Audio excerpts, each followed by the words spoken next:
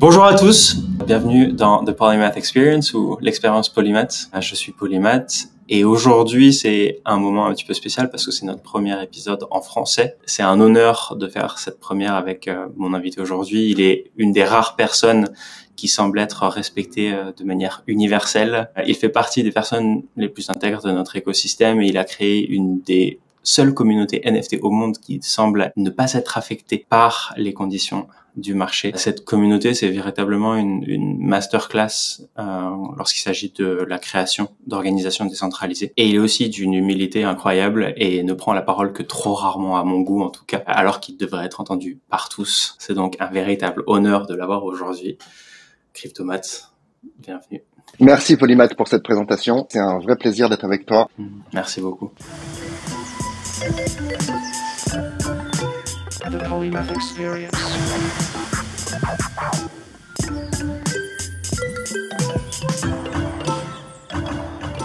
Maintenant, ça fait un petit moment qu'on interagit. Moi qui te suis depuis longtemps et après, la relation a commencé à être à double sens quand je t'ai contacté pour mon projet il y a 2 ans. Mais depuis tout ce temps, la question, malgré quelques appels, je me dis toujours, tiens, il est vraiment intéressant ce mec, c'est qui? Est-ce que tu peux m'en dire un peu plus sur qui t'étais avant d'être Cryptomath? Écoute, déjà, c'est très gentil. Merci pour ces mots qui m'en vont droit au cœur. Effectivement, ça fait un moment qu'on échange en coulisses et c'est toujours un plaisir de discuter avec toi. Qui je suis avant d'être Cryptomath? Écoute, moi, je suis né à Paris dans les années 80. J'ai un parcours assez classique dans l'entrepreneuriat, j'ai envie de dire, en même temps qui change de beaucoup de parcours parce que j'ai eu la chance de pouvoir aussi beaucoup voyager. Donc, j'ai non seulement, si tu veux, cette fibre entrepreneuriale depuis la fin de mes études. J'ai tout de suite créé ma boîte. J'ai enchaîné sur la création de plusieurs boîtes dans plein de domaines d'activités différents d'ailleurs. Donc, j'ai touché un petit peu à tout et j'ai eu la chance de beaucoup voyager aussi durant toutes ces années. Et du coup, ça me permet d'avoir une ouverture d'esprit peut-être qui est assez intéressante. Ça fait très longtemps que je sens qu'il y a quelque chose qui tourne pas rond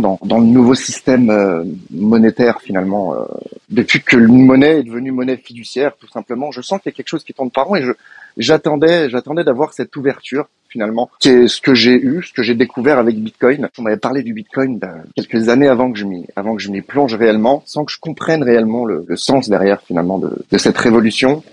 Et quand je l'ai découvert, je m'y suis plus qu'intéressé. J'ai passé énormément de temps à justement aller chercher de l'information. Au début, il n'y avait pas beaucoup d'informations, en tout cas en français, donc il fallait vraiment aller chercher de l'information à la source. Et voilà, qui j'étais avant en quelques phrases et qui j'ai pu devenir grâce à toutes les expériences que j'ai pu vivre au cours de toutes ces années avant les crypto-monnaies. Et par curiosité, c'est toujours un peu délicat parce que bien entendu, on veut préserver l'anonymat, donc il faut faire attention à ce qu'on dit. Est-ce que tu peux en dire plus sur ces aventures entrepreneuriales, dans quel marché, dans quel secteur, comment ça s'est passé?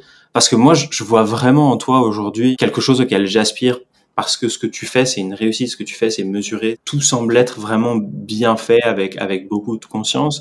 Et du coup, le parcours qui t'a amené, on ne naît pas comme ça. Enfin, en tout cas, pour la majorité, pour la plupart des gens, on est avec un petit peu de travail à faire avant de se réaliser. Et toi, tu sembles être très aligné avec toi-même. Et du coup, je suis curieux sur tes expériences passées, sur comment elles se sont déroulées, sur de quoi il s'agissait et ce que tu en as appris. Écoute, globalement, pour brosser un peu le tableau, j'ai touché un peu à tous les domaines que je jugeais prometteurs sur le moment. J'ai fait beaucoup d'achat-vente auprès de professionnels. Ça t'apprend beaucoup de choses à la sortie d'école. Et puis, j'ai commencé à me dire, tiens, qu'est-ce qui fonctionne pas? J'ai créé derrière une boîte dans la création de sites internet. C'était au début, finalement, des noms de domaines et tout ça. Ça a plutôt bien pris. J'étais dans une bonne tendance. Ensuite, j'ai fait un peu de téléphonie. J'ai fait aussi du médical, globalement, en m'associant avec des gens qui avaient les capacités de le faire.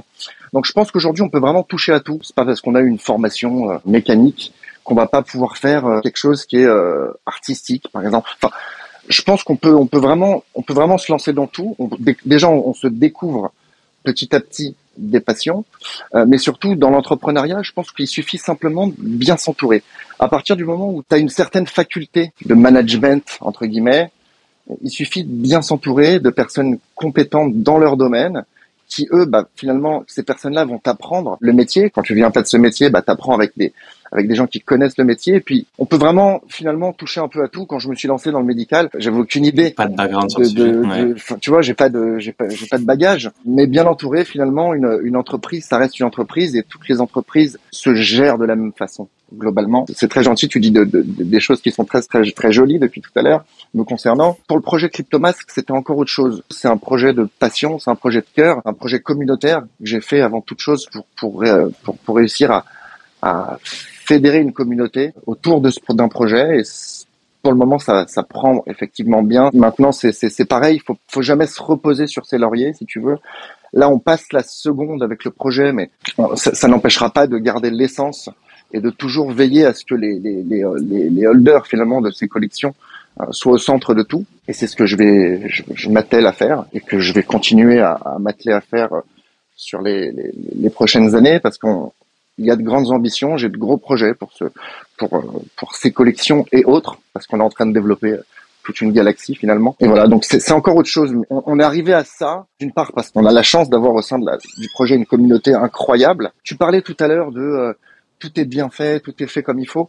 Alors, je me réveille le matin en pensant au projet, je me couche en pensant au projet. Néanmoins, tous les réglages, tous les ajustements, il y a beaucoup de choses qui se font de manière très naturelle finalement, qui sont pas forcément calculées. Et je pense que les choses, tu vois, arrivent au bon moment, s'enchaînent bien. C'est ça aussi une force et une chance qu'on a. Ça, c'est super impressionnant. Et de mon expérience, ce que tu décris là, la manière dont ça se passe et le fait que ça se passe de manière naturelle et organique, c'est quelque chose qui n'est pas inné non plus. Parce que il faut avoir la confiance que les choses vont bien se passer quand tu les laisses se dérouler.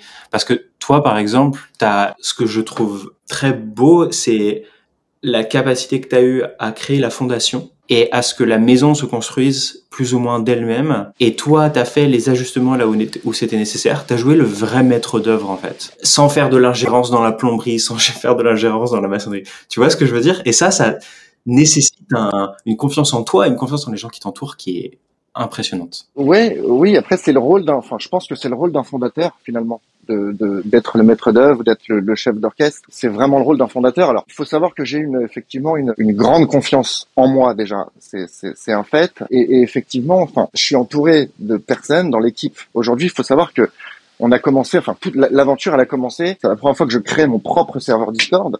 J'étais déjà allé surfer sur Discord parce que avec tout le mouvement NFT qui a précédé, t'avais pas le choix si tu voulais suivre un petit peu les projets, d'être sur Discord. C'est comme ça que j'ai découvert Discord. Moi, je suis issu de Telegram. J'ai toujours été sur Telegram. Le groupe Cryptomas, il est né sur Telegram. Et donc, du coup, j'ai pas de compétences finalement en Discord. Et tout a démarré. J'ai créé le serveur. J'ai teasé un petit peu le fait qu'il y avait quelque chose qui arrivait. Le jour où le serveur Discord a été ouvert, il y a eu énormément de gens qui ont rejoint le serveur dans les premières minutes, si tu veux. Une bonne partie était issue de la communauté justement de Telegram, du canal Telegram de Cryptomas. Et il faut savoir que le canal il est ouvert depuis 2017. Donc il y a beaucoup de gens aussi qui sont dessus depuis un moment. Dès le départ, on n'a pas eu forcément que des personnes qui étaient qui viennent sur une hype, mais sur une hype qui est très ponctuelle finalement. Mais il y a beaucoup de gens qui nous ont rejoints, des gens qui étaient sur le canal depuis des années finalement. Et on a eu la chance d'avoir beaucoup de profils différents, un panel de niveaux aussi très différents. Il y avait des débutants, il y avait des moins débutants, des plus confirmés et puis des experts. Alors, faut savoir aussi que le projet a été pensé comme ça, autour d'experts. Ils jouent un rôle très très important dans le projet finalement.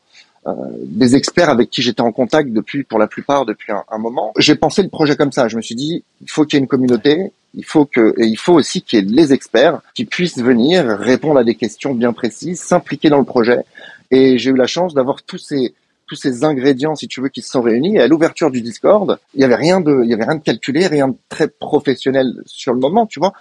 Et puis tout s'est construit. J'ai demandé qui c'est qui veut être modérateur. On a tout de suite eu 10 ou 15 modérateurs sur le Discord.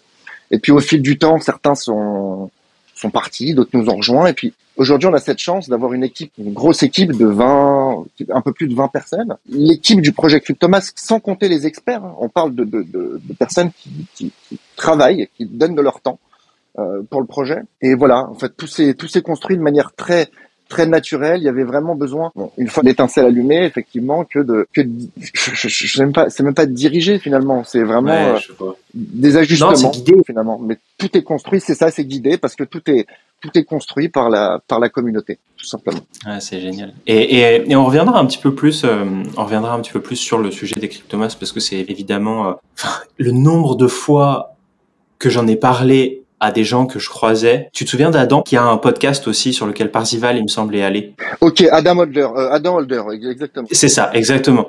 Et ben, ce mec-là, il a acheté un crypto-masque parce que pour développer son podcast, je lui avais dit, si tu veux trouver la meilleure communauté, le meilleur, tu sais, minimum viable community, un peu, il faut que tu ailles chez les crypto-masques.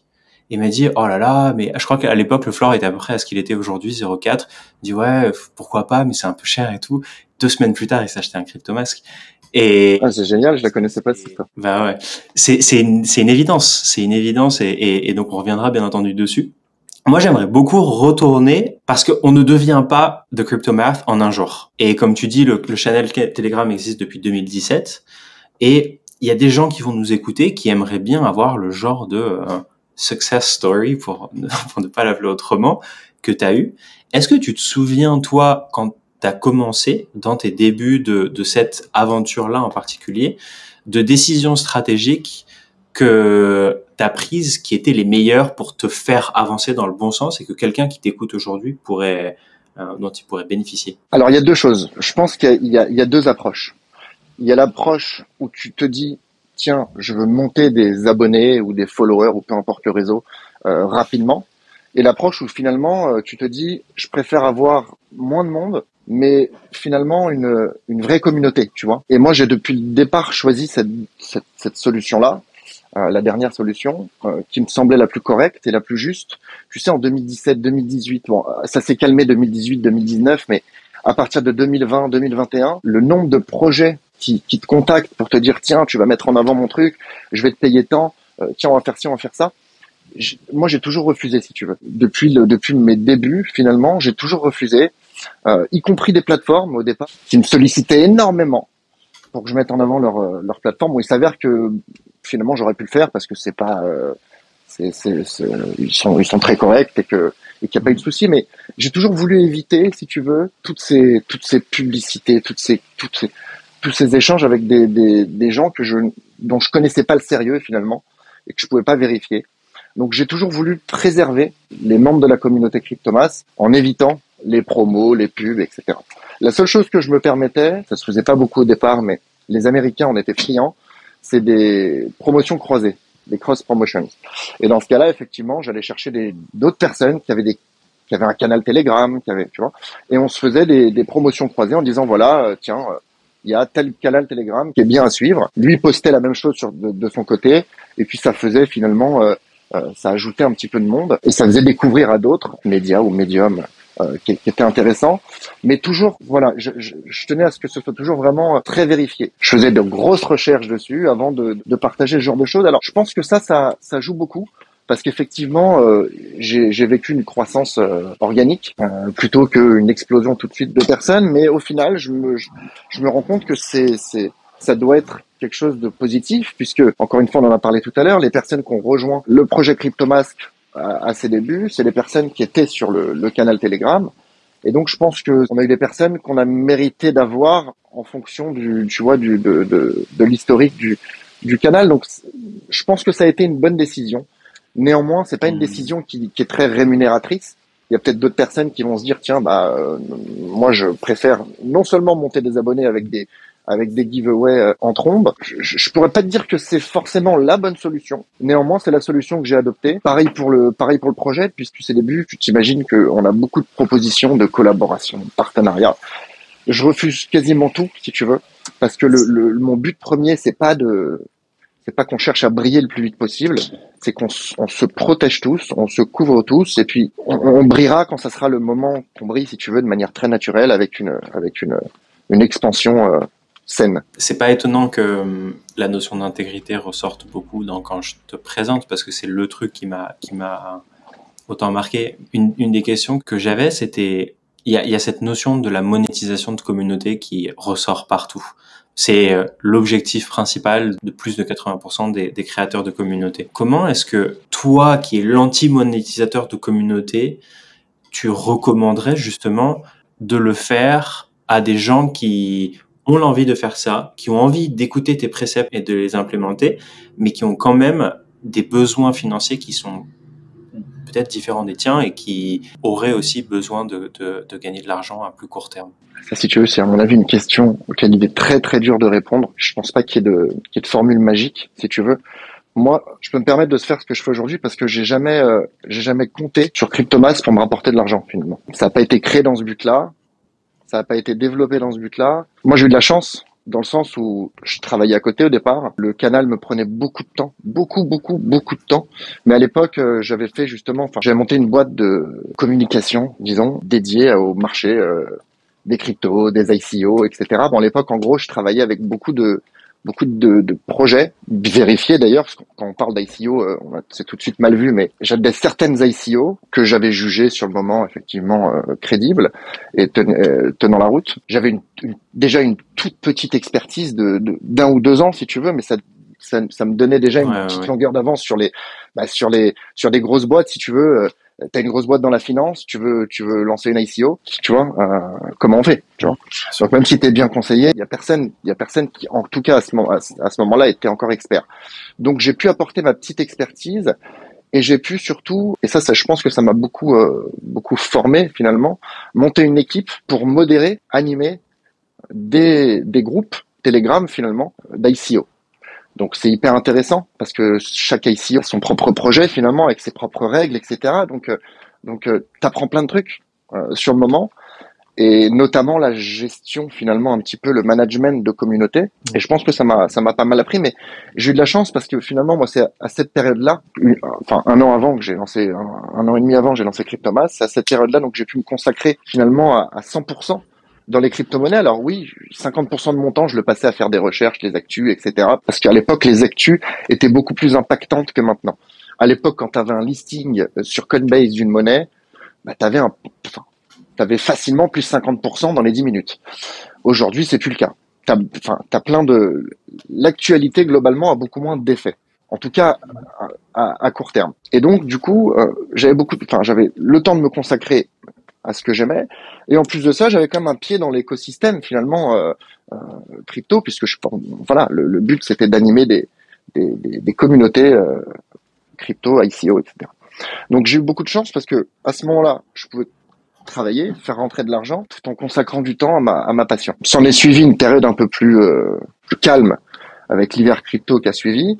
À ce moment-là, je continuais encore à bosser. Je travaillais toujours bien. Je gagnais très correctement ma vie, ce qui me permettait d'investir, finalement, continuer à investir dans le Bitcoin, hein, tout simplement, et déjà l'Ethereum à l'époque. Et donc petit à petit, me constituer, si tu veux, un bac de départ, de pré-bull run assez conséquent, ce qui m'a permis, en période de bull run, de gagner pas mal d'argent et du coup d'arrêter. J'ai fermé toutes mes boîtes finalement.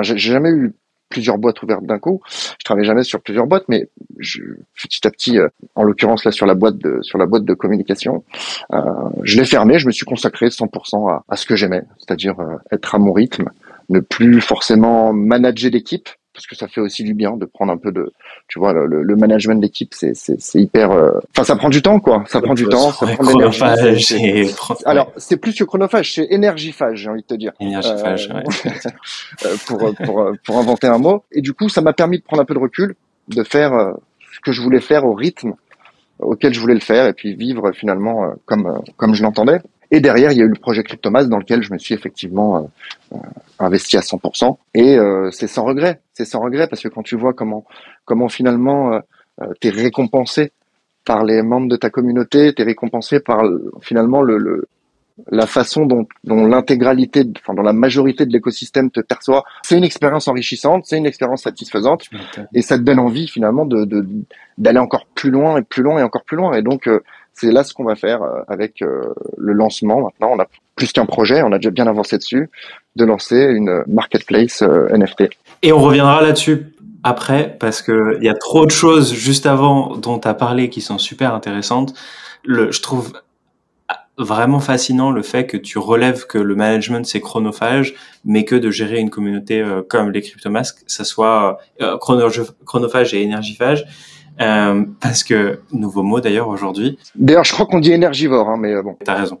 On va rester sur du français correct. Et je suis sûr que la majorité des gens qui ont une communauté décentralisée ne se retrouvent pas dans ce que tu dis et qui, pour eux, ils trouvent ça encore plus énergivore et chronophage. Et je me mettais un petit peu là-dedans jusqu'à récemment parce qu'il y a eu quelques déclics. Parce que justement, je pense qu'il y a beaucoup de gens qui voient le fait de lancer un projet décentralisé comme juste un business. Et c'est dans le mindset un peu comme avant j'avais une équipe de 10 et maintenant j'ai une équipe de 1000 ou de 5000 et du coup tu mets ton impulsion, tu mets ton énergie avec un objectif, une volonté que ça se passe d'une telle manière et ça se passe jamais comme ça et du coup c'est frustrant. Et toi tu sembles vraiment avoir, et je le relève parce que pour n'importe quel fondateur de projet qui écoute, c'est super important.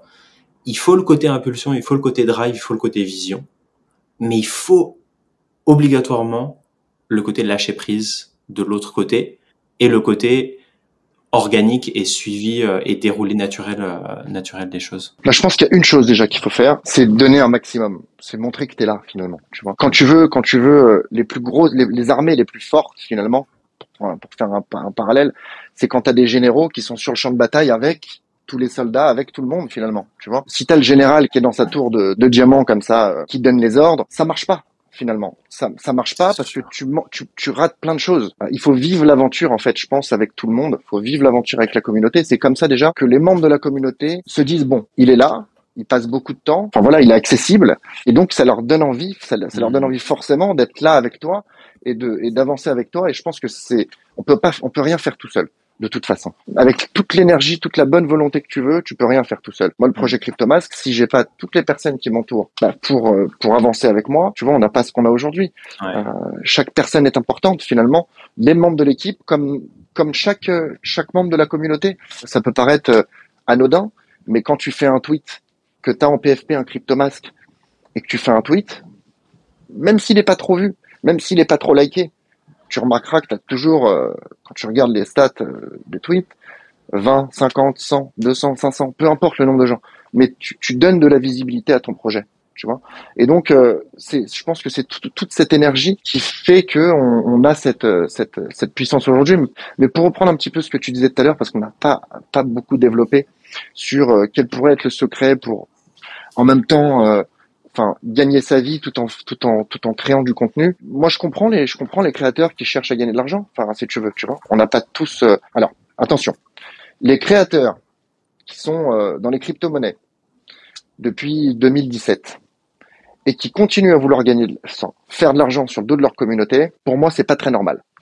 Parce que si t'es vraiment dans l'écosystème depuis 2017, t'es censé avoir quand même gagné un peu d'argent, assez en tout cas, pas devoir en reprendre, on va aller chercher de l'argent sur le dos de ta communauté.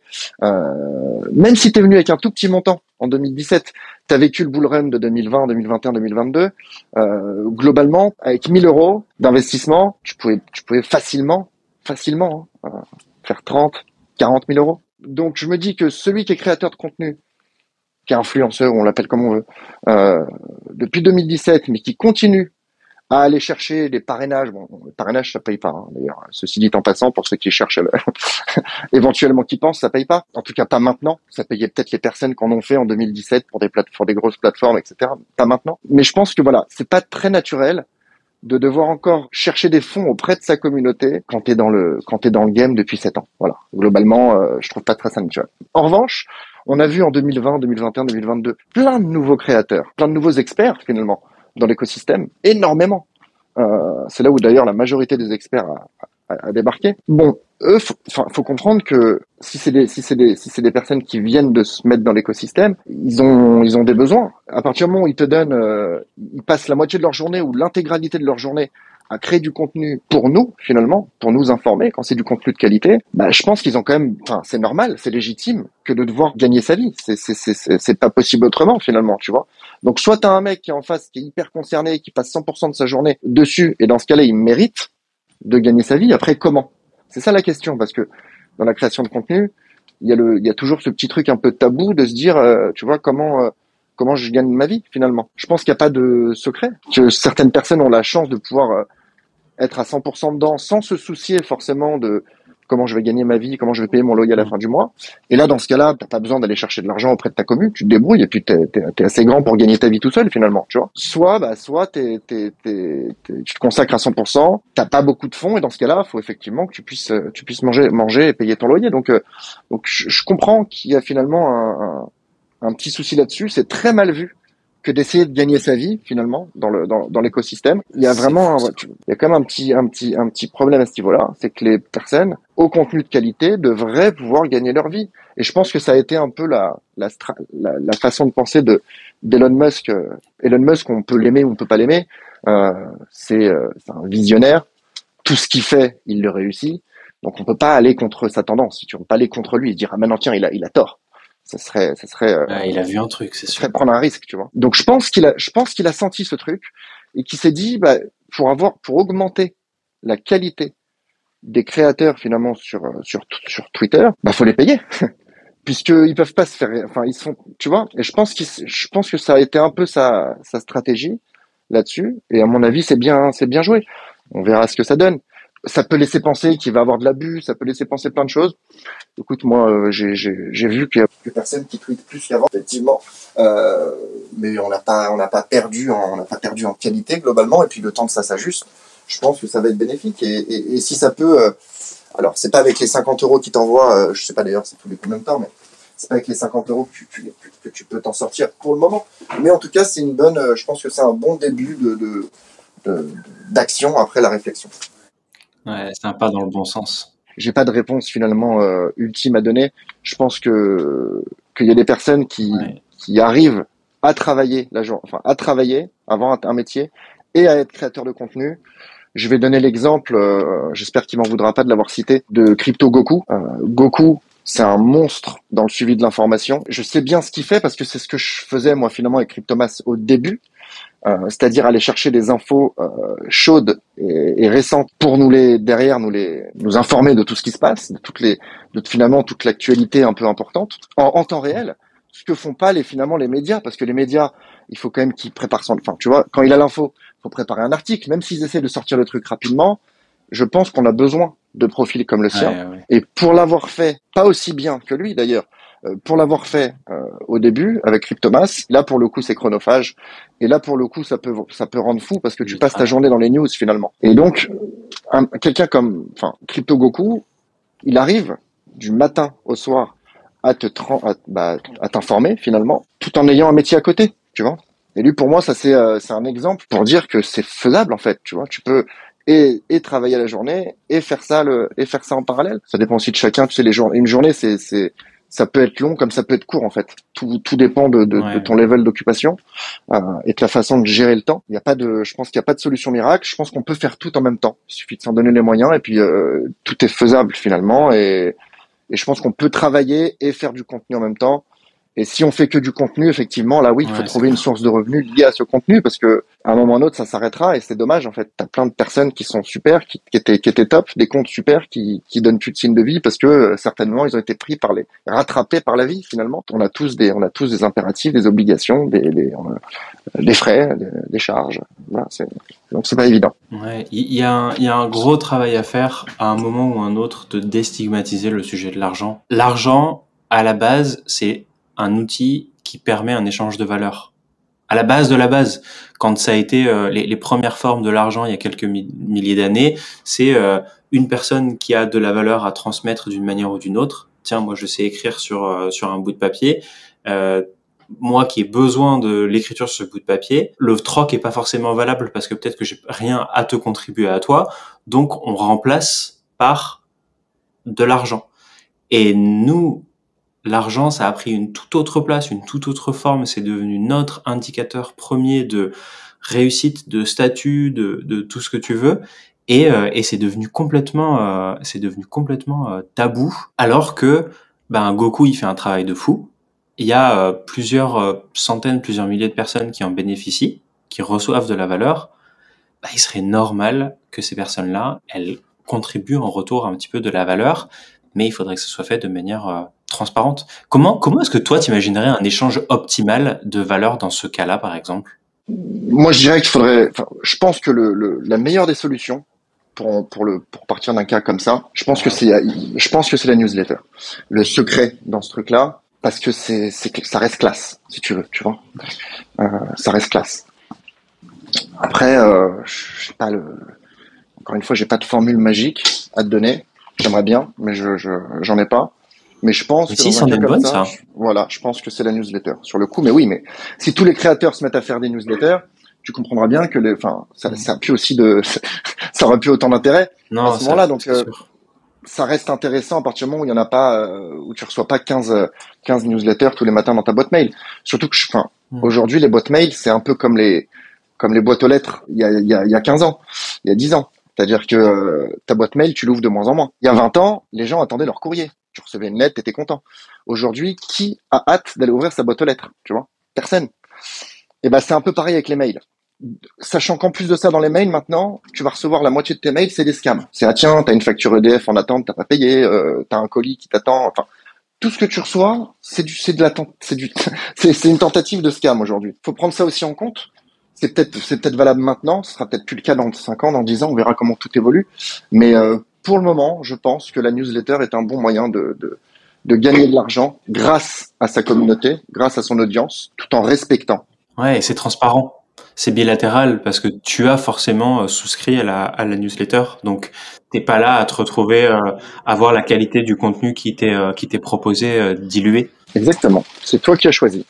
Et moi, j'aime cette idée d'avoir le choix. On avait commencé ce pan de la conversation par est-ce que tu te souviens des bonnes décisions que tu as prises qui t'ont mis le pied à l'étrier quand tu as commencé ce voyage-là. Est-ce que tu te souviens d'erreurs que tu as faites ou de mauvais jugements ou autres qui te reviennent en tête comme ça, desquels tu as appris et desquels quelqu'un d'autre pourrait apprendre aussi? Écoute, je pourrais pas te citer d'erreurs. J'ai une faculté d'occulter ce genre de choses. Non, c'est-à-dire que en fait, j'apprends sur le moment de mon erreur, je réfléchis à ce que j'ai éventuellement pu mal faire et je l'oublie. Donc j'ai appris de cette erreur, mais je sais plus quelle erreur ça va être. Ça m'est arrivé, je vais pas dire que j'ai pas fait l'erreur, j'ai dû faire des erreurs.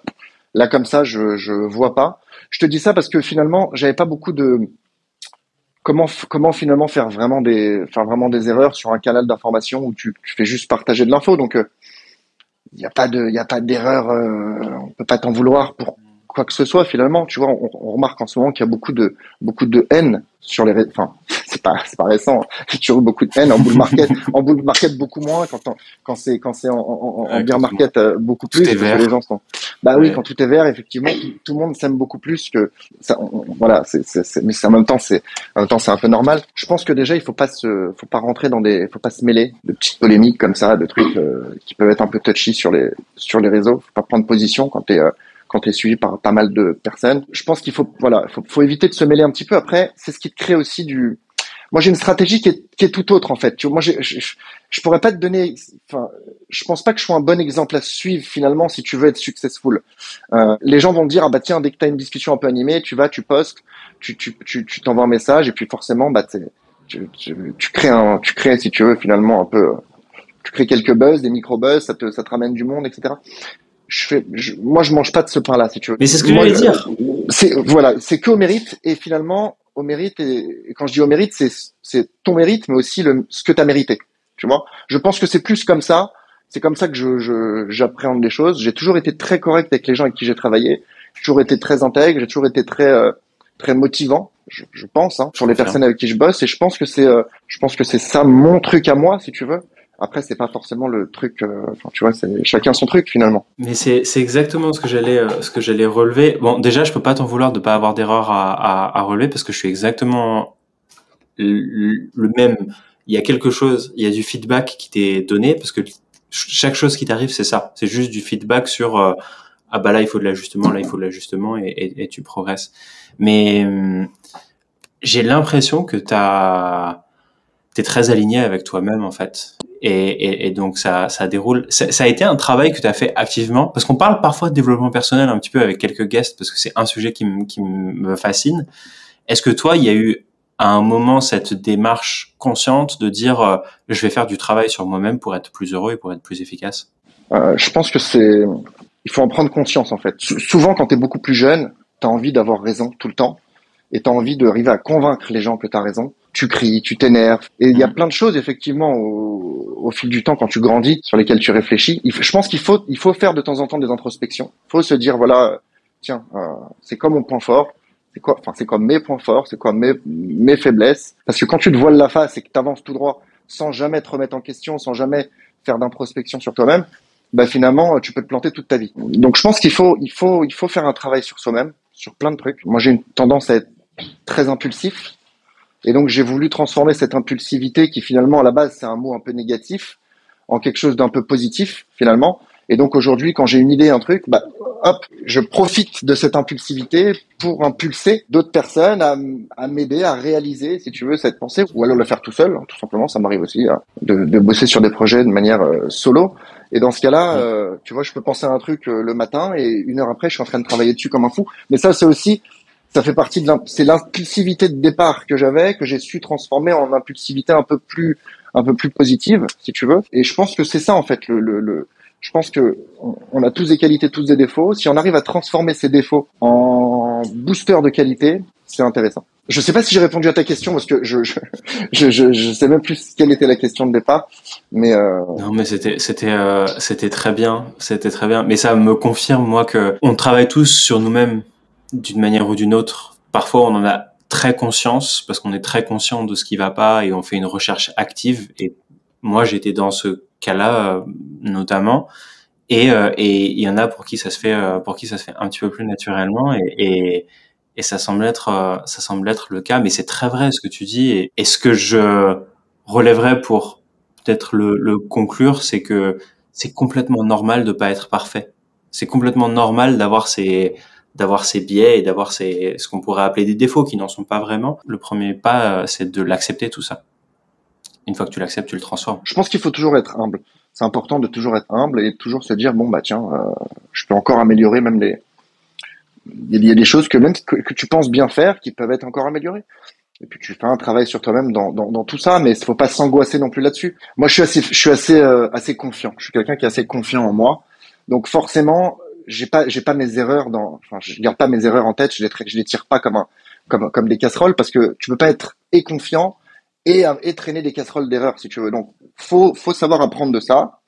Je pense pas que j'ai fait énormément d'erreurs dans ma vie, mais toutes les erreurs que j'ai pu faire du plus jeune âge à maintenant, bah ça te sert de leçon pour être sûr de toi, parce que je pense que c'est un des gros facteurs finalement de réussite dans la vie, c'est d'être sûr de soi. Et pour être sûr de soi, bah faut pas avoir faut pas avoir dans la moitié de ton cerveau rempli d'erreurs. Je pense qu'il faut penser qu'avec des choses bien. Je pars du principe où quand tu penses de manière positive, bah il t'arrive des choses positives, tout simplement. Même si des fois c'est pas action-réaction, bah des fois tu vas faire une bonne action un jour et puis dans 1 an, 2 ans, 3 ans, 4 ans, tu vas pouvoir en récupérer les bénéfices parce que de base tu l'as pas fait pour ça.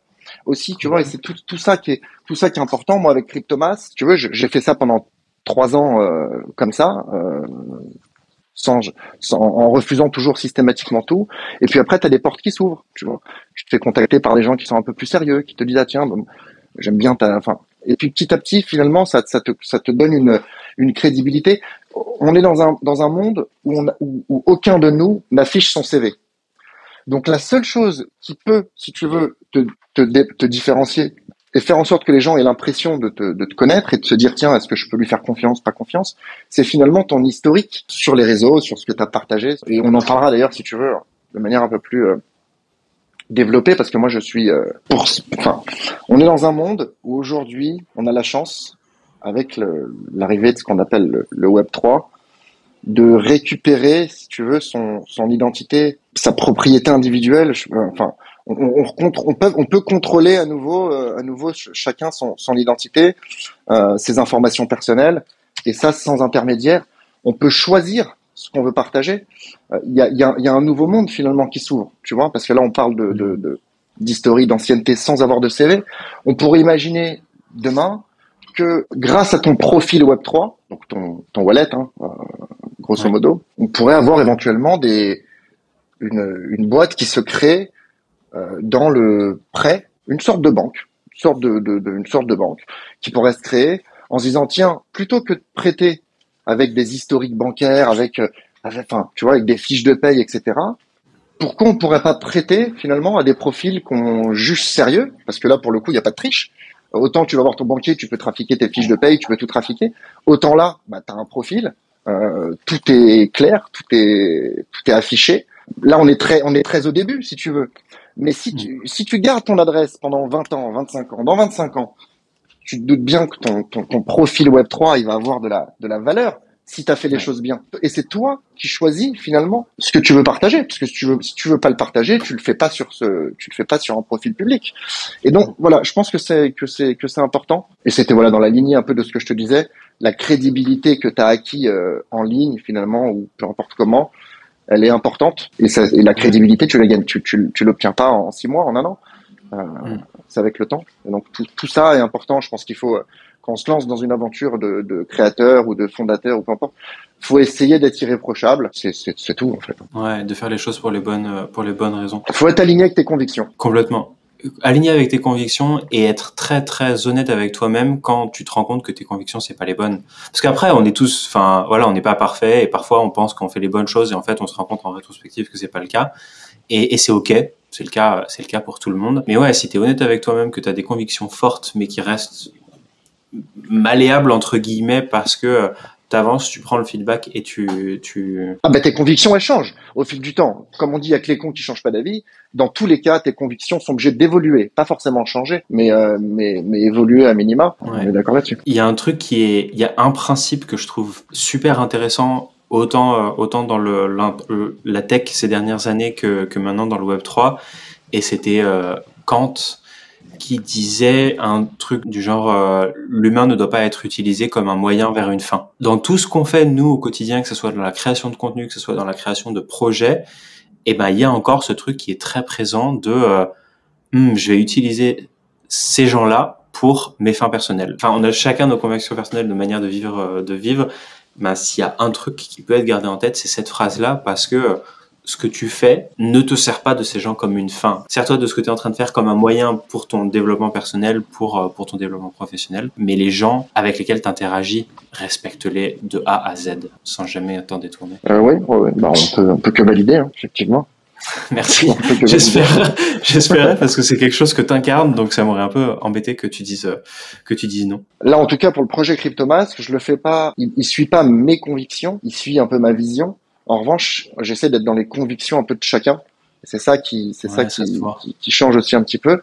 Tu vois, dans un business classique, c'est que là, effectivement, t'as une vision, mais derrière, faut que ta vision, elle coïncide avec les envies des gens qui te suivent finalement. Des gens qu'elle touche, mais complètement. Des gens qu'elle touche parce que c'est eux qui font briller le projet au quotidien. Si tu fais pas un truc qui parle à tout le monde, forcément, tu vois, si t'es seul dans ton délire, c'est pas pareil. Donc, je pense qu'il faut avoir une vision, mais aussi des objectifs qui sont communs, en tout cas, par rapport à un projet comme les Cryptomask, en l'occurrence. Quand on était au téléphone, il y a quelques jours, tu m'as parlé de quelque chose dont j'avais pas conscience.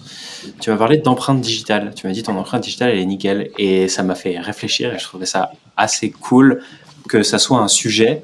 Est-ce que tu peux m'expliquer pourquoi tu portes une attention là-dessus? Je t'ai dit, moi, je suis très attaché. Alors, quand on dit empreinte digitale, pour spécifier, c'est c'est pas mon empreinte digitale, c'est pas l'empreinte digitale de mon doigt. De ton doigt. Non, c'est pas ça. Ça veut dire, j'utilise pas Touch ID sur mon iPhone. C'est des traces numériques. Alors déjà, j'utilise pas Touch ID sur mon iPhone. Ok. Pour que tu comprennes un peu la folie. Je fais pas ça. Je suis. Et Face ID non plus? Et Face ID, si. Et Face ID, si. Ça va. Mais j'ai craqué sur Face ID. Je l'ai pas utilisé pendant très longtemps. La perte de temps.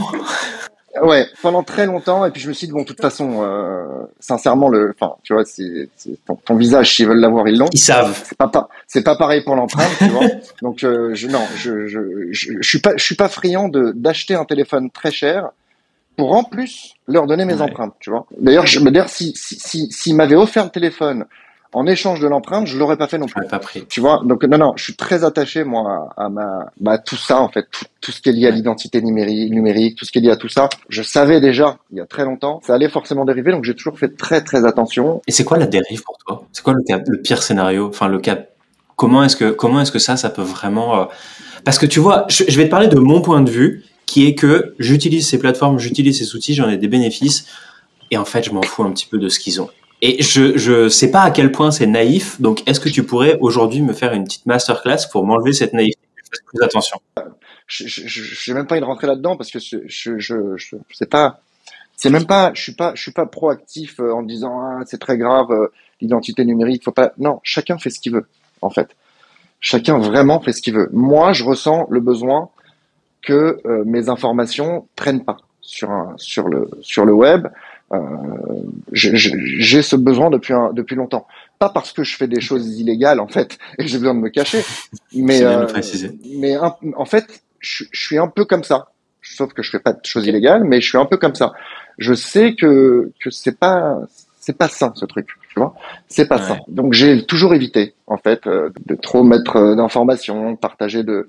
Je suis très dans le contrôle et la maîtrise de mes propres données. J'aime bien avoir le choix, j'aime bien et donc oui, effectivement, je vais pas te faire une masterclass sur ce qui pourrait se passer, sur les dangers de ci de ça, parce qu'en plus de ça, je suis loin de connaître 1% de tous les éventuels, tu vois, donc je pourrais pas te la faire. Néanmoins, je sais que bah, là, par exemple, pour le lancement de la plateforme d'échange, on va lancer une plateforme d'échange NFT bientôt. Donc là, il y a en fait le projet Cryptomass il se corporatise un petit peu. C'est-à-dire il y a une entreprise qui va être derrière, maintenant, derrière le projet et derrière donc cette nouvelle marketplace qu'on va lancer. À partir du moment où il y a une entreprise, bah t'as forcément des noms derrière. Je pense pas qu'il faille je pense pas que pour garder mon anonymat, ça soit sain de monter une entreprise avec un nomini devant, tu vois, où toi tu te mets pas en avant, t'as mis finalement un nom qui est pas du tout qui est un pseudo effectivement, enfin qui est pas un pseudo, qui est une vraie personne, mais c'est un nomini que t'as mis à la place. On appelle ça un nomini, c'est une personne qui va prendre la face de l'entreprise pour toi, même s'il la dirige pas. Je pense pas que ça soit la solution, donc je me suis dit qu'il fallait à un moment ou à un autre de toute façon que je me doxe. Et donc là, je vais être amené à être doxé. Bah, tu vois, je suis content de pas avoir beaucoup d'historique forcément tu vois, même si j'ai pas fait les choses mal finalement, il y a même plein de choses Mm. qui seraient hyper positives d'avoir mis en avant, de voir en avant. Bah, je suis content quand même, tu vois, Ouais, je comprends. de pas avoir trop de traces, de pas avoir tout ça, parce que on est dans une industrie où il y a on est tout au début, il y a on voit qu'il s'est passé beaucoup de choses. Alors, je parle pas forcément des gens qui peuvent rentrer chez toi parce qu'ils ont l'adresse et qui se disent tiens celui-là il doit avoir Blindé. il doit être très riche en Bitcoin, je vais rentrer chez lui, parce que ça aussi c'est malheureux et c'est des choses qui peuvent arriver. Mais ce n'est, si tu veux, qu'un scénario sur 1000 finalement de ce qui pourrait se passer. Et comme on dit, comme l'expression le dit, vivons heureux, vivons cachés finalement. Je pense que c'est un peu vrai. Tu parlais tout à l'heure de ce tabou sur l'argent. Les gens regardent si t'es riche, pas riche. En France, non seulement il y a un tabou sur l'argent, mais en plus il y a un tabou sur combien tu gagnes, la richesse, la possession de patrimoine. Il y a un tabou sur tout, tu vois. Même si tu regardes aux États-Unis où il n'y a pas de tabou, finalement il n'y a pas de tabou, ça n'enlève rien au fait qu'on retourne quand même dans les travers de ce que tu disais tout à l'heure. T'es jugé à ce que tu possèdes finalement, tu vois. Et aux Mhm. États-Unis, alors certes, il y a pas de tabou, le mec il va te dire, tiens, je gagne tant par mois, j'ai 3 maisons là, 2 maisons là, un bateau là, mais parce qu'il sait qu'on va le juger là-dessus finalement, tu vois. Donc je crois qu'il n'y a pas de bonne solution. C'est pas mieux aux États-Unis qu'en France.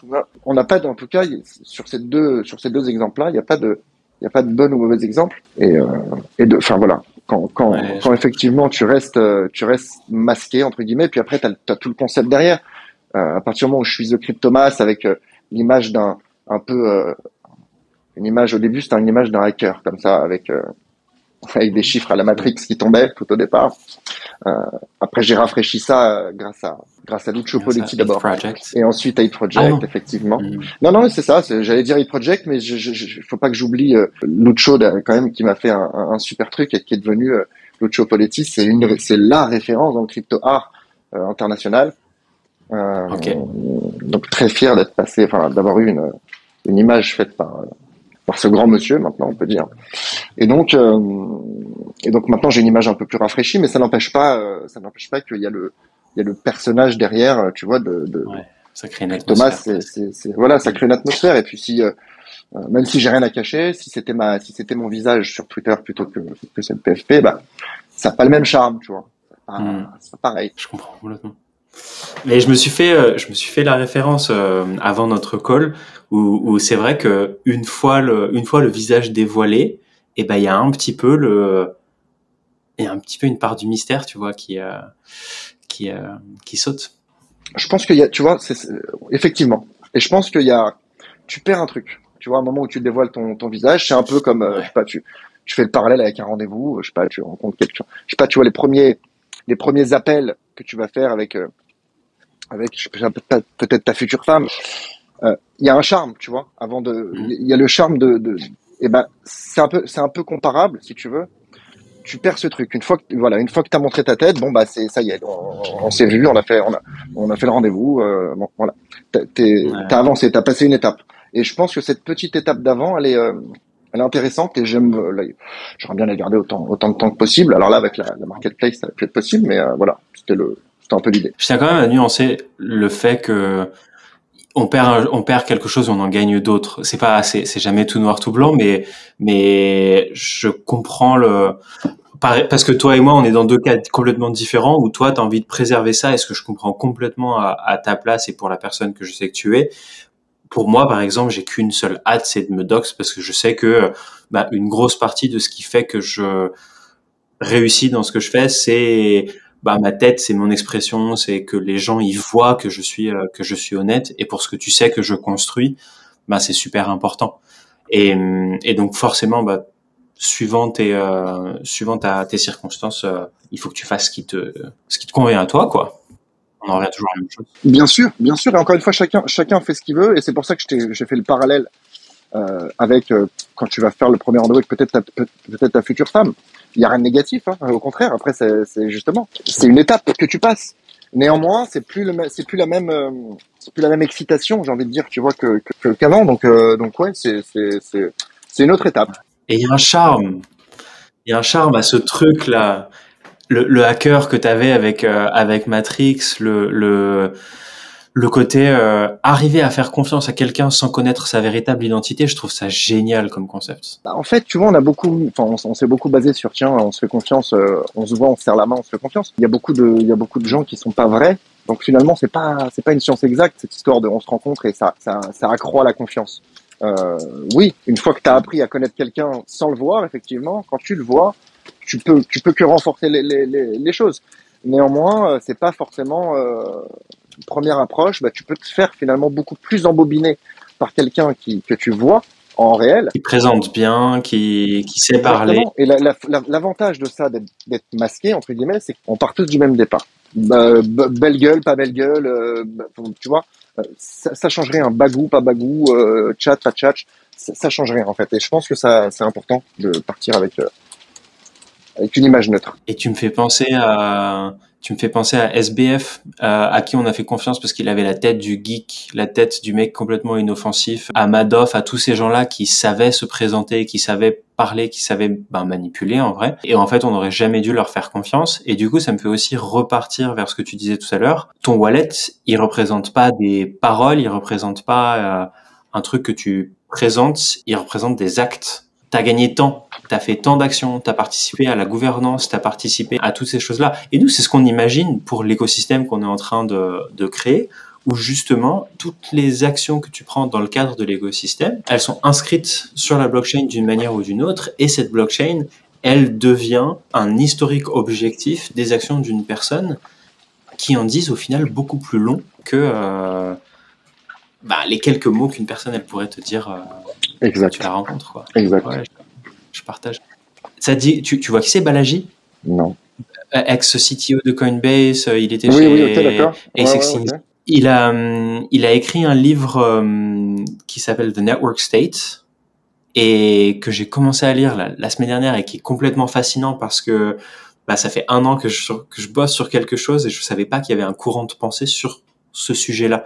Donc ça m'a vachement inspiré. Et lui, il parle notamment de cette notion d'historique dans le cadre des sociétés, des civilisations, pardon. Ok.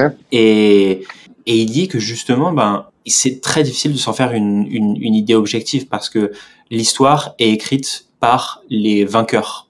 Ça s'est toujours passé ça, comme ça depuis le début de l'humanité.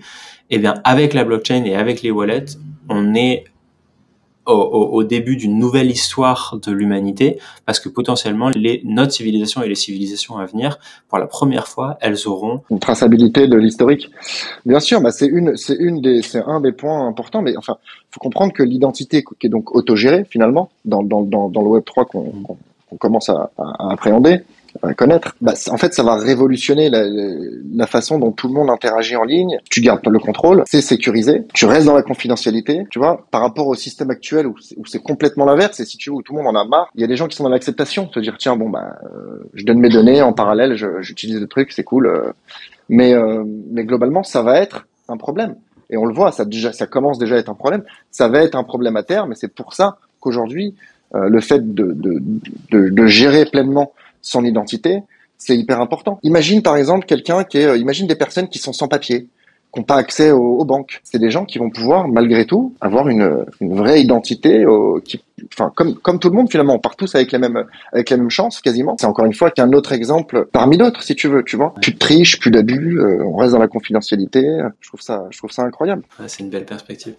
Eh ben, on va en reparler dans 2 secondes parce que je voulais qu'on parle un peu plus du Web3 en général. Mais avant ça, on a mis en place un truc qu'on appelle Rapid Fire Questions. J'ai quelques petites questions où tu me réponds du tac au tac sans trop y réfléchir. Vas-y. Si tu pouvais n'acheter qu'un seul NFT que tu gardes pour le reste de ta vie et qui n'est pas un cryptomasque, ça serait quoi? Ah, j'allais dire tout de suite cryptomasque. Je l'avais prévu, t'inquiète. Effectivement, mais t'as été bon. Je sais éventuellement ce que je pourrais acheter. J'hésite entre plusieurs choses. Je me dis, est-ce que je me tourne vers de l'art, purement de l'art, où je pars sur des projets qui sont un peu plus Allez, t'as le droit aux deux. Pour toi, exceptionnellement, parce que c'est la première en français, c'est tout ça, et c'est toi. T'as le droit à un artistique et à un autre. Alors, dans ce cas-là, j'achète un Fidenza et un CryptoPunk. Je t'adore. Je savais que t'allais dire CryptoPunk, et quand t'as mentionné l'art, je me suis dit, ça va partir sur Fidenza, et ben écoute, on est tous les deux pareils. La même chose, mais pour une crypto. Ah, BTC. Mais encore, je te dis BTC, c'est ma réponse depuis 2016. Maintenant, je te dirais, s'il te plaît, fais comme pour l'autre question, laisse-moi en choisir 2. Ouais, du coup, BTC. Parce que là, on est en train de développer tout un écosystème autour d'Ethereum, avec le projet, avec la market, enfin, avec tout ça, tout est lancé par Ethereum. Donc, je voudrais pas, tu vois, et puis, comme on dit, c'est difficile de choisir entre ton père et ta mère. Aujourd'hui, c'est devenu un peu ça. Exact. T'as BTC et Ethereum, donc, voilà. Quand on me demande, en tout cas, qu'est-ce que je dois acheter, il y a quelques temps, je disais seulement Bitcoin. Depuis 2 ans, c'est systématiquement Bitcoin et Ethereum parce que finalement, c'est l'un fait pas ce que l'autre permet. Un est précurseur, l'autre est dans un autre domaine. Bitcoin et Ethereum. Ils sont tellement liés, en fait. C'est vraiment, une relation divine. Quelles sont les 3 personnes de l'écosystème avec lesquelles ça matche le plus en ce moment, qui t'inspirent le plus? Il y a Konohime, avec qui je m'entends très bien. Okay. Je m'entends bien aussi avec quelqu'un avec qui personne s'entend parce qu'il est très grognon et qui mâche pas ses mots. C'est Monsieur Crypto, Frédéric Ocana. Kono et lui, c'est les 2 personnes que j'ai vues en vrai. C'est les seules 2 personnes qui on s'est déjà rencontrées plusieurs fois. Et il y en a un autre que j'aime bien. Je vais te donner le couple parce que les 2 je les aime bien. C'est John et Rem du NFT Morning que j'ai aussi vu en vrai. Voilà. Je te donne les 3 personnes qui ont vu mon visage, à qui j'ai serré la main. Et il y en a une de plus. Et maintenant, il y a plus avec toi. On s'est pas serré la main, mais on s'est vu, effectivement. Une chose que les gens en ligne pensent de toi et qui n'est pas vraie. Je sais pas vraiment ce qu'on pense de moi. Alors, pour tous ceux qui pensent que j'ai moins de 30 ans, non, c'est pas le cas. En revanche, je sais pas trop quoi te dire là-dessus. Quand t'es pas chez les masques et quand t'es pas dans le Web 3, qu'est-ce que tu fais dans la vie? Je m'occupe de ma famille. Je m'occupe de mes enfants, de ma femme. C'est important, je pense, de faire la part des choses, de pas passer tout son temps. C'était un peu le cas la première année du projet d'ailleurs, où j'étais tellement dedans que tu vois, je délaissais certaines choses. J'ai vite rattrapé le tir parce que c'est des choses importantes. T'as des enfants, tu sais, quand t'as des enfants qui grandissent, les enfants ils grandissent très vite. Donc finalement chaque moment, c'est un moment privilégié que tu retrouveras jamais. Donc j'essaie de passer du temps avec ma femme et mes enfants. Et mes amis aussi. Ça c'est encore deuxième ligne quand tu trouves un peu plus de temps. J'ai des amis chers que je garde depuis, c'est des amis d'enfance quasiment. La majorité de mes amis d'aujourd'hui sont des amis que je connais depuis très très longtemps. Ils savent que je suis très occupé tout le temps, que ma tête, même si je suis pas occupé, ma tête est occupée. Et donc du coup, je suis pas quelqu'un qui appelle beaucoup les gens. Mais même si on s'appelle après 6 mois, 1 an, et qu'on s'est pas vu depuis 2 ans, ça reste toujours intéressant et plaisant. Ouais, c'est des conseils qu'on n'entendra jamais assez. Comment est-ce que tu vois notre industrie, ce secteur-là, évoluer dans les années à venir? Je vois quelque chose d'énorme. C'est pour ça d'ailleurs que j'ai eu l'idée de ce projet. C'était pas un projet, je me suis pas dit tiens, on fait un truc et puis ça va durer 6 mois. Le but c'est d'aller vraiment de durer dans le temps. J'essaie d'avoir une vision un peu en avance, j'ai envie de dire, par rapport aux informations concrètes qu'on a. Mais on est dans un secteur globalement, c'est une trouvaille, si tu veux, en partant du Bitcoin, effectivement, et tout ce qui en découle. On est dans une révolution finalement. On voit qu'il y a globalement une digitalisation qui se fait. On a tous un téléphone, on a tous voilà. Donc on arrive dans un monde qui va être de plus en plus digital, voire virtuel.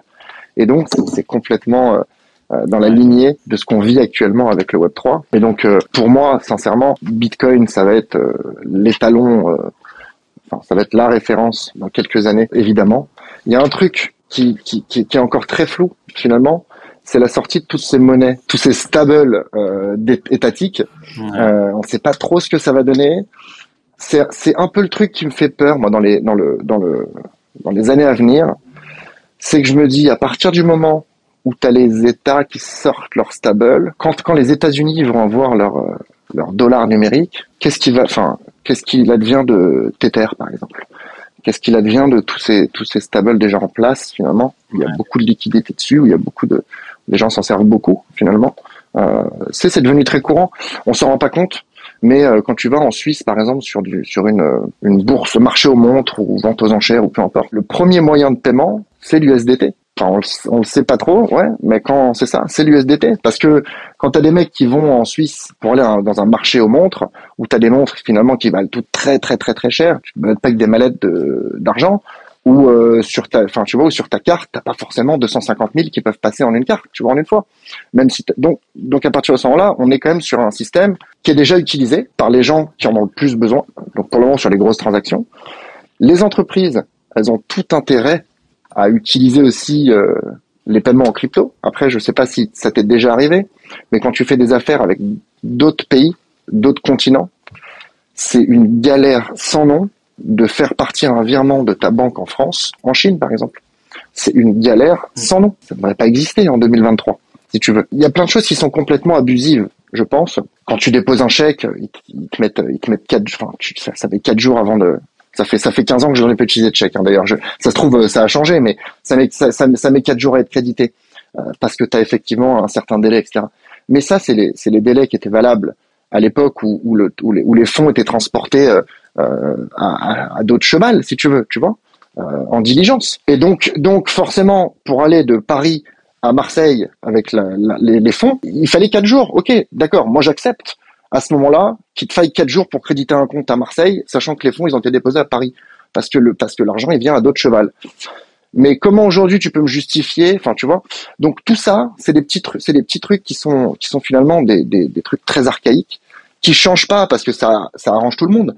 La banque, pendant 4 jours, ton argent, il est pas dans les tuyaux, hein. Il est en train de travailler pour la banque. Donc, toutes ces choses-là, c'est très archaïque, ça doit être changé. Et les crypto-monnaies permettent ce changement. En revanche, on a des gouvernements en face qui vont défendre leur monnaie, ce qui est logique. Tu défends ton économie, tu défends ta monnaie, c'est logique. Et donc, moi, il y a qu'un truc qui me fait un peu peur dans les années qui arrivent, c'est à la sortie de toutes ces monnaies, toutes ces crypto-monnaies d'État. Qu'est-ce qui va se passer en fait? Est-ce que tu penses qu'on va arriver à créer des communautés, parce qu'il y a la notion de nation qui s'est complètement perdue dans ces dernières années, où faire partie d'une nation c'est devenu plus une obligation qu'un droit, parce qu'il n'y a plus le même sentiment d'attachement et de ralliement. Et du coup, peut-être qu'une des questions, c'est est-ce que nous, dans tout ce qu'on est en train de faire, dans les communautés qu'on est en train de créer et les monnaies qu'on est en train d'y associer, est-ce qu'on va réussir à être plus puissant plus forts, plus liés que ces États? Je pense que c'est difficile d'aller combattre, tu vois, contre des États. C'est comme si tu me dis David contre Goliath. Bon, c'était pas gagné que David gagne, tu vois. Dit Goliath. C'était pas donné. Donc là, c'est un peu, tu vois, c'est difficile en l'état de dire qu'on va partir en guerre et qu'il faut dire, bah, tiens, il y a plus de communauté. En fait, en France, oui, il y a d'autres pays aussi où c'est le cas, mais il y a d'autres pays où ils sont très très attachés à leur pays finalement. Je parle de la Thaïlande, je parle du Maroc, puisqu'on a on a malheureusement eu l'exemple du Maroc il y a quelques jours qui se rassemble après cette tragédie là, mais c'est le cas de l'ensemble de la population. Alors, en général, tu remarques, c'est les pays où il y a un roi finalement. Je pense que c'est encore des modèles qui sont un peu perdus, mais je pense qu'à partir du moment où tu as un pays avec un roi, encore aujourd'hui, bah, même si c'est archaïque, t'as quand même des gens qui sont hyper attachés à leur pays. Et donc, c'est pas le cas pour tout le monde, si tu veux. C'est difficile à dire, tu vois, de se dire, tiens, on va pouvoir casser les frontières et on va créer des communautés mondiales finalement. Peut-être, mais je pense que c'est pas l'enjeu du moment. Et je pense pas que ça va être un remplacement forcément. Et c'est là que va être la nuance. Est-ce qu'on va arriver à faire coïncider les deux? Cohabiter, ça va être ça le vrai défi finalement, c'est de faire cohabiter les deux systèmes monétaires. Bah oui, les deux économies parallèles, si tu veux finalement. Donc oui, ça va être un vrai défi. Mais pour moi, on est dans un secteur, si tu veux, qui va être énorme et on s'en rend même pas compte, mais c'est comme Internet il y a 25 ans. Je vois la même genre de transformation. Si je devais prendre un comparatif, le comparer à Internet. Mais même plus. Pour moi, je pense que c'est cette comparaison. Avant, je la prenais aussi parce qu'elle semblait assez vraie. Et plus je rencontre l'écosystème, plus je le comprends, et plus je me rends compte qu'il est sans fond.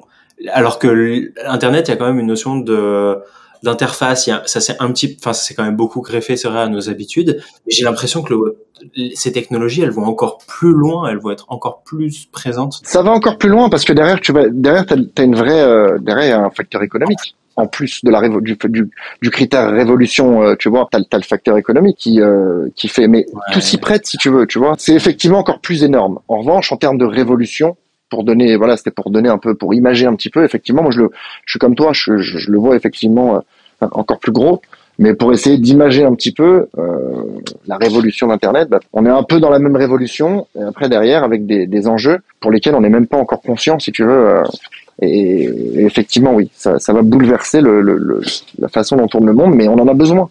Le monde, tu vois, le monde tourne pas rond, donc on en a besoin. Quand on utilisait Internet pour les premières fois, moi c'était il y a 25 ans, 24 ans, on n'imaginait pas, ça aurait été impossible d'imaginer que des choses comme Facebook allaient naître, que des choses comme Airbnb allaient naître, que des choses comme Instagram, et au final elles font complètement partie de notre quotidien. Et là, on est aussi la blockchain, ça fait ça fait 14 ans que c'est là, et on n'a pas encore scratch the surface, on en est encore vraiment au-dessus de la surface. Bah, t'as pris un bon exemple avec Uber, tu vois. Uber découle de la révolution Internet. Uber a changé beaucoup de choses. Tout s'est ubérisé dans le monde aujourd'hui. Tu vois. Donc ça a chamboulé plein de trucs. Et finalement, c'est pareil. C'est un effet papillon. T'as Internet, et puis derrière, t'as la création d'Internet, et puis derrière, t'as plein de trucs qui se passent. Et je pense qu'on va vivre cette révolution. Dans les NFT, il y a une coexistence avec le monde de l'art traditionnel aussi, qui est inévitable, forcément, tu vois. Le monde de l'art traditionnel, c'est un très gros marché aussi. C'est énorme. Là, globalement, on touche à des secteurs qui sont les plus gros secteurs, finalement. T'as aussi le gaming qui change. Aujourd'hui, t'as des jeux qui disent, bon, bah, tiens, plutôt que d'avoir des armes et des skins inutilisables après sans valeur, finalement, on va utiliser un NFT. À la place, on va utiliser des NFT. Et ça, on s'en rend pas compte parce que c'est le tout début. Mais c'est des choses c'est des bouleversements énormes.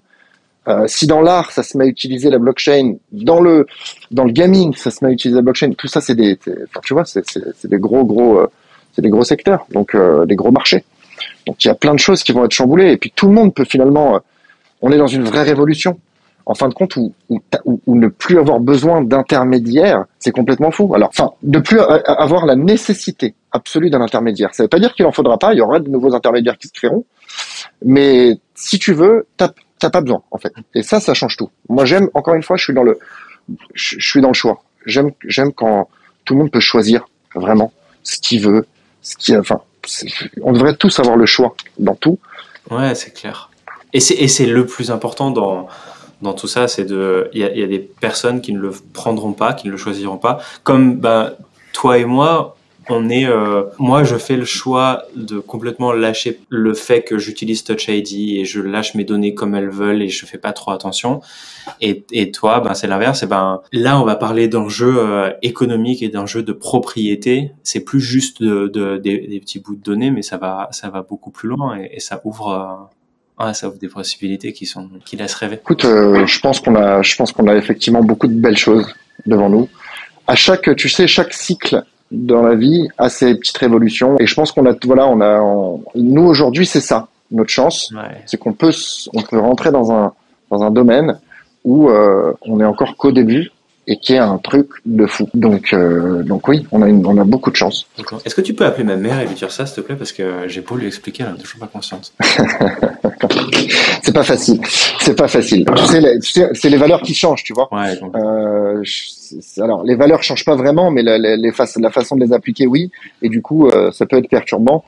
Mais je suis persuadé que ton fils, quand tu auras l'âge de ta mère, t'expliquera des trucs que tu voudras pas comprendre non plus. J'espère pas. Laisse-moi rêver, s'il te plaît. Laisse-moi rêver quelques années. J'espère que je serai toujours aussi friand et toujours aussi ouvert. C'est tout le mal que je peux te souhaiter. Je te propose qu'on parle un petit peu quand même des cryptomasques dans un peu plus de profondeur parce que c'est ton projet de vie, c'est ton bébé, c'est quelque chose qui me tient à cœur aussi et qui est quelque chose vers lequel je me retourne régulièrement, autant comme exemple, comme inspiration, comme je sais qu'il y a de très belles personnes dedans. Ce qui est vraiment fantastique, c'est que 99% des communautés qui ont été créées autour de NFT, elles sont transactionnelles. Elles sont vraiment dans un objectif d'acheter pour gagner, c'est un investissement à court, à moyen ou à long terme, alors que tu passes quelques temps chez les cryptomasques et tu te rends compte que c'est juste des personnes qui ont payé un billet d'entrée parce que il y a un artiste qui a été là et qu'il faut rémunérer, et parce qu'il y a une entreprise qui est en train de se créer et à laquelle il faut aussi un petit peu contribuer. Mais ce qui ressort le plus, c'est vraiment ces valeurs communes. Est-ce que tu pourrais me décrire un petit peu en quelques mots pour les personnes qui connaîtraient pas ce que c'est les cryptomasques et qu'est-ce qui s'y passe dedans? Si tu veux, le projet Cryptomask, il a été lancé avec un objectif qui est très simple, c'est rassembler une communauté active qui est prête à apprendre, partager, construire et s'encourager mutuellement. Ça, c'est l'objectif de base. Je suis pas allé, il n'y avait pas de réflexion plus importante. J'ai effectivement pensé à beaucoup d'utility parce que je pense qu'on peut lier l'utile à l'agréable et que ça aurait été dommage de simplement se contenter d'avoir une image, même si c'est une image qui est faite par un artiste. Et je pense que Ape Project, c'est déjà qu'il est bon. Il est déjà assez reconnu. Mais je pense que c'est vraiment un futur grand de l'art. Il va être vraiment connu, reconnu. Et c'est pour ça que j'ai tenu à faire ça avec lui. J'ai senti quelque chose, de la même manière que j'ai senti quelque chose pour Pascal Boyard, la première fois que j'ai vu une de ses fresques. J'ai tout de suite partagé sur Instagram de Cryptomas en 2017 ou 2018, je crois, de mémoire. Il avait fait un QR code en Bitcoin qui permettait les donations, etc. Je trouvais ça extraordinaire. C'est devenu un très grand. J'avais eu le même feeling avec Lucio Poletti. C'est pareil, Lucio, c'est la référence dans Crypto Art aussi.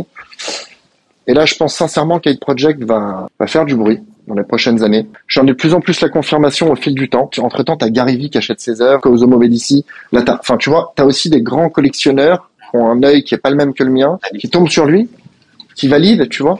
Et toutes ces choses-là font dire que il est bien parti pour être un futur grand, très grand. Et donc, on a la chance d'avoir des NFT qui sont dessinés par Ape Project, par ce futur grand. On a effectivement une communauté de départ qui est incroyable. Et d'ailleurs, là aujourd'hui, si le projet de la marketplace, parce qu'on en reparlera tout à l'heure, mais si tu veux rapidement, on passe la seconde. Et là, on lance, si tu veux, le projet Cryptomask depuis le début. Je l'avais annoncé. Je mets toute mon énergie dedans pour en faire quelque chose de grand et pour que ça devienne une galaxie. Donc là, en l'occurrence, cette année, on va avoir une BD qui va sortir. On va avoir une marketplace, un événement récurrent qui va être créé. Donc il y a plein de choses qui sont créées de manière à transformer le projet en galaxie. Les NFT sont toujours à la base, c'est l'essence du projet, et les holders de ces collections seront toujours gâtés, toujours mis en avant, toujours privilégiés. Voilà, je garde ça au centre de tout ça. Les collections restent le soleil, si tu veux, dans la galaxie. Et autour de ce soleil va graviter donc la marketplace, la BD, enfin voilà, tout ce qui est en la collection. Il y a une collection de vêtements aussi dessinés par un créateur. Tout ça, tout ce qui sort. Ouais, il y a plein de choses qui sont en cours. Avec une puce NFC dans chaque vêtement, que ce soit casquette, t-shirt, hoodie, t'as une puce dedans qui te permet de scanner, voir. Bon, bref, il y a tout un concept. J'essaie de bien faire les choses. Il y a plein de sites qui font comme ça en marque blanche des suites et tu colles tes trucs. C'est pas du tout ce que j'ai cherché à faire. Je veux vraiment toujours faire dans l'ultra quali. C'est vrai que ça prend un peu plus de temps pour la collection que ce que j'avais imaginé. Je suis rentré dans un métier, si tu veux, que je connaissais pas du tout. et même si je suis entouré de personnes compétentes et que je travaille avec un créateur en direct, les créateurs, c'est des artistes, ils sont toujours dans leur truc, alors ils proposent 100 trucs, tous les matins il a des idées, tous les matins il trucs, bon, tu vois, c'est encore une autre gestion, mais c'est un autre monde, mais c'est plein d'expériences passionnantes. Et du coup, il y a toute une galaxie qui se développe autour du projet.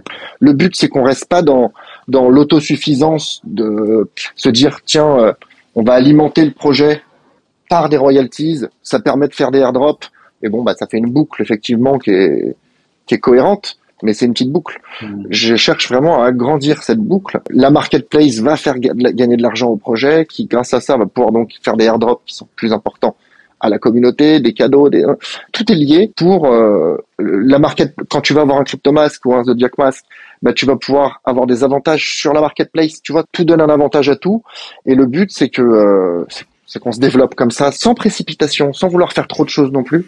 Parce que vouloir en faire trop, finalement, tu te retrouves toujours à faire un peu tout mal. Là, c'est pas le but. Je me suis lancé sur plein de chantiers, mais je suis pas pressé de les développer. Je fais bien attention. Voilà, ils sont maîtrisés. Il y aura rien de précipité. J'aurais pu essayer de sortir les hoodies là, il y a pas si longtemps, parce que c'est ce que j'avais prévu de faire. Mais au vu de tout ce qui se passe, le créateur me fait des propositions qui sont encore mieux que ce que j'avais vu avant. Donc je trouve ça dommage, tu vois, de me dire tiens, vu que ça c'est mieux que ça, c'est pas parce que je suis pressé que donc on n'a pas le droit au meilleur. Parce qu'on est pressé, non, on attend, on fait et quand tout sera effectivement nickel, ça sortira. Donc on n'est pas sur un projet où il y a de l'annonce, il y a de la hype. Le but c'est pas de faire ça. J'essaye de faire beaucoup de rester toujours dans l'actu. Il y a des contests réguliers. D'ailleurs, il y a bientôt un concours d'art là qui va sortir avec des récompenses. J'essaye qu'on reste toujours un peu en lumière, c'est important. On a une communauté hyper active, etc. Faut quand même continuer malgré tous les chantiers en cours de développement. Faut que tout le monde sente, parce que c'est le cas en plus, qu'on n'oublie pas le projet pour autant et on n'oublie pas tout ce qui se développe. Tu vois, faut faire les choses, je pense. Faut faire les choses justes. Là, on est en septembre, c'est la rentrée. Faut un peu, tu vois, il y a une adaptation à faire, mais le projet CryptoMask, finalement, depuis le départ, c'est ça. C'est de l'entraide, c'est des gens bienveillants. Les gens se connectent chez nous parce qu'ils savent que s'ils ont besoin d'un conseil, qu'il leur arrive un truc un peu bizarre qu'ils savent pas expliquer, ils posent la question et on aura de toute façon quelqu'un pour y répondre. Et on a cette image un peu, on s'est créé cette image un peu de finalement CryptoMask. On est un peu vu comme pas des héros, mais des gens bienveillants, si tu veux, de l'écosystème, toujours là pour donner un coup de main, etc. Donc oui, il y a cet aspect-là qui est hyper important, mais aussi qui, du coup, là, avec la marketplace, 50%, 70% de l'équipe qui va être l'équipe sur le papier, la Team Core, si tu veux, c'est des CryptoMask, en fait. Mais ça, c'est une chance parce qu'on a des talents immenses et qu'en plus de ça, j'ai eu la possibilité pendant là quasiment 2 ans d'échanger au quotidien avec ces gens qui ont chacun leurs compétences et puis surtout là on part sur une aventure où c'est une nouvelle équipe, nouvelle aventure, mais de gens qui sont habitués à travailler ensemble. On est habitué, on se connaît, on échange souvent et donc du coup c'est pas tout le monde en fait. C'est comme si on avait fait une période d'essai de 2 ans et maintenant qu'on décidait, tu vois, grâce à cette période d'essai, on peut constituer une équipe pour la suite, pour passer à une autre étape encore du truc. Et donc oui, il va y avoir d'autres personnes qui vont se greffer, bien sûr, parce qu'on a besoin d'autres profils et d'internationaliser un petit peu le truc pour cette marketplace. Mais c'est une grande chance d'avoir pu trouver tous ces talents dans un même endroit. Et qu'aujourd'hui on se dise 1 an et demi après, on va tous bosser ensemble, on va tous se dox, parce qu'on va tous se dox. Tu vois, on change tous d'orientation. C'est une aventure humaine incroyable qui ne fait que commencer finalement. Tu vois, on est vraiment encore qu'au début. Moi, j'ai pour ambition, tu vois, de porter le projet jusqu'à ma mort en fait, tu vois. J'ai pas de limite, tu vois. Et donc oui, on est sur une aventure incroyable. Ah, j'ai limite envie d'arrêter là-dessus, mais j'ai aussi un peu envie d'en savoir un peu plus sur la marketplace. Pourquoi une nouvelle marketplace? D'où est venue l'idée et qu'est-ce que vous allez faire de différent? Alors, je peux pas tout dire tout de suite, ce serait dommage. En revanche, la pensée de départ, je pense un peu comme tous les projets, tout le monde a dû penser à ça.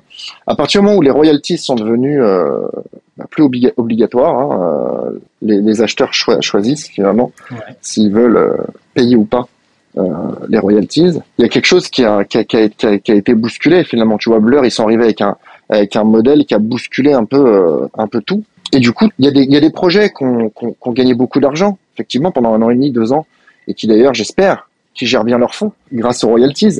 Néanmoins, on a quand même un problème de profondeur. D'une part, c'est des projets qui, si jamais ils comptaient dans leur modèle économique, continuent à vivre comme ça sur les royalties, bah ça marche plus. Et puis de toute façon, je pense que c'est pas sain de se baser uniquement sur des royalties pour faire vivre un projet, mais néanmoins, ça reste une source quand même de revenus. Et il y a surtout tous les artistes finalement qui eux se retrouvent bec dans l'eau, j'ai envie de dire. C'est normal de percevoir des royalties sur enfin, c'est pour ça qu'ils ont signé, tu vois, au départ. Donc oui, il y a effectivement il y a un vrai problème là-dessus. Et l'idée de départ, si tu veux, c'était de se dire bon, on va faire une petite marketplace pour nos collections. T'as Eight Project qui nous a proposé aussi de nous rejoindre dans le truc et du coup s'il y a nos collections, il y a aussi la collection d'Eight Project qui doit être dessus. Et puis finalement d'une marketplace qu'on se voulait être une marketplace où on va pouvoir récupérer nos royalties parce qu'on va encourager tout le monde à aller lister sur cette marketplace plutôt qu'OpenSea ou Blur. On va pouvoir petit à petit sensibiliser l'ensemble de la communauté des vendeurs, des acheteurs pour se tourner vers notre propre marketplace. On n'était pas les premiers, hein. Il y a plein de collections qui ont leur propre marketplace. D'ailleurs, je comprends pas comment les Bored Ape, ils ont pas de marketplace aujourd'hui. Je comprends pas comment ils en ont pas une, tu vois, parce que les punks, ils en ont une depuis longtemps. Les Bored Ape, j'arrive pas à comprendre. C'est le volume le plus important sur OpenSea. Et ils leur ont donné beaucoup trop d'argent finalement. Ça aurait été mieux pour leur communauté si jamais ils avaient fait une marketplace avec 0 frais de marketplace, mais des royalties respectées. Bah finalement, tous les acheteurs auraient payé moins cher, tout le monde est gagnant. Et puis je sais pas pourquoi ils se sont retrouvés à vouloir gaver OpenSea. Mais l'idée de départ, si tu veux, c'était un peu qu'on récupère nos royalties et puis qu'on quitte OpenSea aussi. Il y a pas que c'est pas que pour les royalties. Il y a aussi le fait de quitter cette marketplace finalement qui a beaucoup pris et pas beaucoup donné. Ouais. C'est bien. Bah c'est ça. Qui a beaucoup pris effectivement et pas beaucoup donné. Donc c'était un peu le principe de départ. Maintenant, on a une mission qui est plus importante aujourd'hui. Comment tout va commencer? Tout va commencer avec des artistes uniquement. Le but, c'est de lister les collections d'artistes qui seront eux-mêmes choisis et parrainés par d'autres artistes, si tu veux, de manière à ce qu'il y ait une curation des collections présentes déjà faites au départ. Si tu tapes chez nous le nom d'un artiste, bah t'auras pas comme sur OpenSea 15 collections à côté de fausses collections, tu vois, qui existent. Donc il y a aussi cette idée de pouvoir l'intermédiaire de confiance, mais le bon. Voilà, faire apparaître les collections, mais pas toutes les collections. Donc on va choisir les collections qu'on va finalement lister, comme le fait une plateforme d'échange, comme le fait Binance, en disant tiens on va lister ce token. Alors avec un choix beaucoup plus clair que peut faire Binance sur le choix des tokens qu'ils listent, évidemment, parce qu'on veut une plateforme transparente, juste, qui rend les royalties aux artistes, mais qui aussi récompense tout le monde finalement. Les acheteurs, les vendeurs, les artistes, faut que ça soit bénéfique pour tous et que tout le monde soit récompensé pour l'utiliser, cette plateforme. Et c'est un peu le but, si tu veux, de cette plateforme. Ensuite, on a une mission qui est beaucoup plus étendue, si tu veux. On a pour mission avec cette plateforme à notre échelle, d'aller démocratiser finalement l'art numérique dans la transparence, dans la sécurité effectivement, et de combler finalement un fossé qui existe aujourd'hui, qu'on connaît. Hein. Il y a 2 plateformes qui monopolisent le marché. Bon, c'est pas sain tout ça. Donc on n'a pas pour ambition tout de suite de venir bousculer OpenSea ou Blur, bien que ce soit dans l'idée, mais on va prendre notre temps pour le faire. On a les ressources pour le faire, et donc voilà, il y a l'idée de départ à évoluer pour finalement se dire tiens, pourquoi au-delà de lister nos collections et et 2-3 collections d'artistes. Pourquoi on ferait pas une vraie plateforme finalement avec on serait pas des vrais concurrents? Et puis voilà, donc comment ça s'est développé? Je pourrais pas tout de suite te dire ce qui va faire de notre plateforme. Ouais, je peux pas tout le dire. Pourtant, je pourrais parce que je viens de finaliser le dossier pour la levée de fonds, parce qu'on va aller chercher des fonds finalement. D'une manière classique, je pourrais te dire, j'ai vraiment tout encore en tête. En revanche, je préfère garder quand même une part de mystère et de suspense là-dessus. Mais voilà, il y a ça qui est en train de développer. C'est le gros chantier de cette fin d'année, je dirais, ou même des 2 années à venir finalement. Et puis il y a toujours tout ce qui était prévu depuis le départ, hein, tout en gardant toujours cette force. Bon, tu me diras où je signe en tout cas. Si on garde cette brillance, écoute, si tu gardes si à partir du moment où tu as ton masque, considère que tu as déjà signé, hein, il n'y a plus rien à faire. Assis-toi. Non, mais moi je signe pour nos futurs, pour notre écosystème, pour nos futurs NFT et tout. Ils iront chez vous, c'est sûr, et vous serez la référence. C'est avec grand plaisir. Non, mais c'est très bien. Merci. C'est génial. Ça fait plaisir de voir, parce que mine de rien, toi, t'as aidé à mettre mon projet en valeur dès le début. Et nous, notre projet a investi dans Cryptomask. On a toujours nos 4 masques, dont je pense qu'on se séparera jamais, et même peut-être on ira en chercher plus. Et j'étais là depuis le début. Je me souviens de ton annonce sur Telegram et de voir la manière dont tu te laisses pas porter et déporter par le marché, et que tu as ta vision et que tu as entouré de plein de belles personnes qui t'aident à la mettre en place. Enfin, vraiment, je te l'ai déjà dit à plusieurs reprises et je te le redis. Tu m'inspires, moi. Je pense que t'inspires d'autres acteurs, et merci pour tout ce que tu fais, et merci d'être venu aujourd'hui. Écoute, merci à toi d'avoir reçu, merci pour tous ces mots très très gentils. C'est gentil, et puis effectivement depuis le départ, t'es là aussi, hein, t'es un acteur enfin tu vois, t'es aussi là pour construire, t'as une vision et une façon de penser qui est très saine, si tu veux, et ça j'aime bien. Quand tu fais les choses, c'est parce que t'es persuadé que c'est quelque chose qui va être positif, juste, et que t'es aligné aussi avec tes valeurs. Donc non, c'est vraiment évidemment un plaisir d'être venu aujourd'hui, mais encore une fois, c'est même à chaque fois qu'on discute, qu'on échange au téléphone, je raccroche toujours satisfait de notre conversation. Pareil. Pour la petite anecdote, la dernière fois qu'on s'était parlé, c'était la semaine dernière, voilà, une des dernières fois, et je raccroche et je me retourne vers ma copine et je lui dis oh, ça fait trop plaisir d'avoir des amitiés comme ça, enfin des relations, tu vois,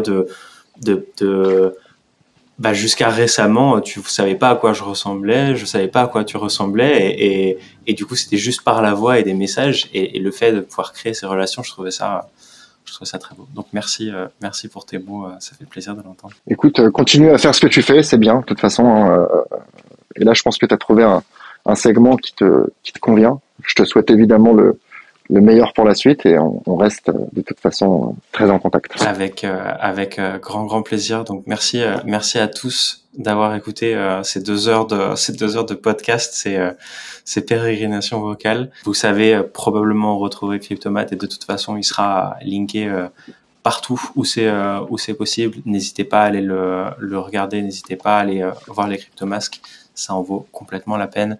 Merci beaucoup à tous. Et bonne fin de journée. Bonne journée à tous.